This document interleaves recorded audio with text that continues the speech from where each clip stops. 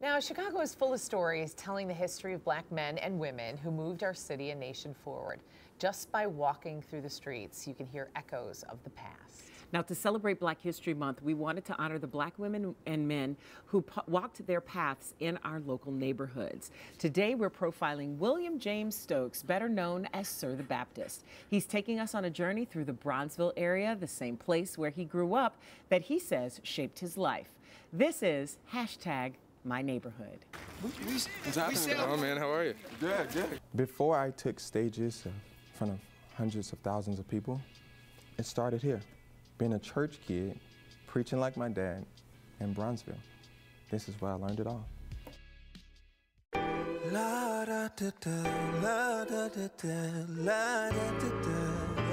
So we're in Bright Star Church of God in Christ. This is where my dad founded his church at. He migrated during the Great Migration to Chicago.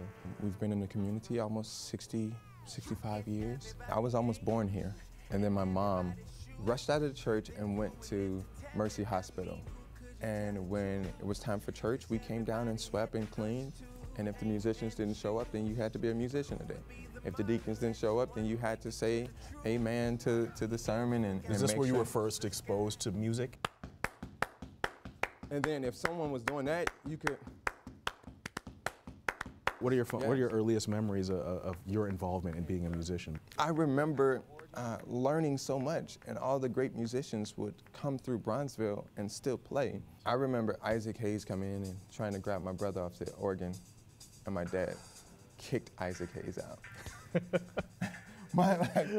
Your dad's a brave man. Yeah, my dad was like, "You gotta go." As an artist, you have to mix and match a lot of different things. Tell me about your course as a musician, as an artist, and how your spirituality plays a role in sewing that together. That's how I piece together my core. It's part spirituality and part common sense. It's part church and it's part hood. It's part what's in the streets and it's part what's in, in mama's praying room. You have to have a balance of that. Tell me a little bit about growing up in Bronzeville and how it's changed. I was seeing the struggle, the push and pull of getting what they think was the criminals out of here and sort of like shifting the community in order to buy land that's closer to the city. You were growing up kind of in the tail end of, the big swaths of public housing that were out in this part of the city and seeing all that stuff come down. Absolutely. How do we preserve the legacies and don't tear down what's beautiful about Bronzeville? We can't move with what's trendy. We can't move with what's happening. We have to remind ourselves of where we come from and hold on to that. It's just about us as African Americans, as black culture, coming in and buying back our community. It's important to own where you come from. What are some of the places here in Bronzeville that you can look at and be like, this is still ground, these are things we can build on? We have so much here that everybody still think that it's all about shooting from day to day, that Chicago is gun violence. Right. You're missing some of the gems that's in here. Where would you take them? I would take them to the Sunset Cafe. I would take them to the Chicago Defender, because this is our history. So right here is Louis Armstrong's house, and the style of these houses were just amazing, like mansions, and it's got the history here. It's kind of fading, which, the Chicago Department of Cultural Affairs. I think that is a good thing for DKs to get on. Right. If you could sum up in one sentence, my neighborhood is what?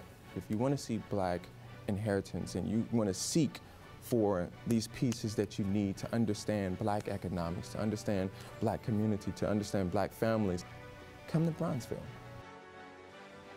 Wow, that's pretty cool. Yeah. All right, now look out for Sir the Baptist in his first feature film, In Love with a Rapper, starring Sir the Baptist and fellow Chicagoan Jordan Vellante. Looks cool.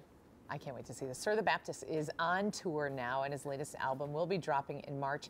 You can follow him on Facebook, Instagram, and Twitter, and he has some massive fans here at the station, including Gene and myself. Yep. I'm just waiting to the point where we can't get him in because he's so incredibly talented. Yep. And really wise. Wise, as you can see, but kind-hearted. beyond his years, because that puts a lot of stuff in perspective about what Chicago means and what that particular neighborhood means too. And where things are going. Yes. Things are in good hands.